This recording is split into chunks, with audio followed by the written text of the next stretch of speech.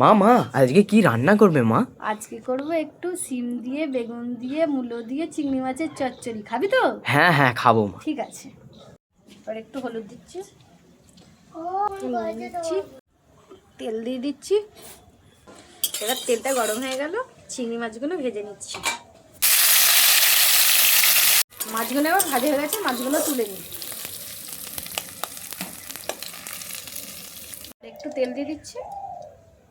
মাছগুলো এবার কাটা হয়ে গেছে, এবার কড়াই দিয়ে দিচ্ছি। প্রথমে দিচ্ছি কচুগুলো লাল লাল হয়ে গেছে, এবার আলুগুলো দিয়ে দেবো। আলুগুলো এবার দিয়ে দিচ্ছি, মূলোগুলোও দিয়ে দিচ্ছি, পেঁয়াজটাও দিয়ে দিচ্ছি। ভাজা হয়ে যাচ্ছে, ওর বেগুনগুলোও দিয়ে দিচ্ছি। আদা রসুন বাটাটা এবার দিয়ে দিচ্ছি। আদা রসুন বাটাটা একটু ভালো করে কষিয়ে নিই।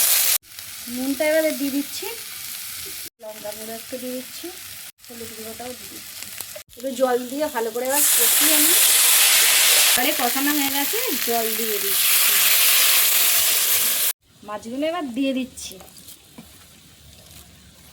নেড়ে চাপা দিয়ে দিচ্ছি।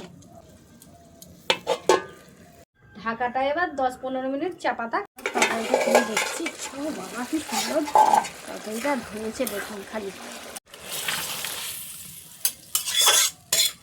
তরকারিটার এবার খালি কালারটা চেক করুন আপনারা, দেখুন কিরকম হয়েছে।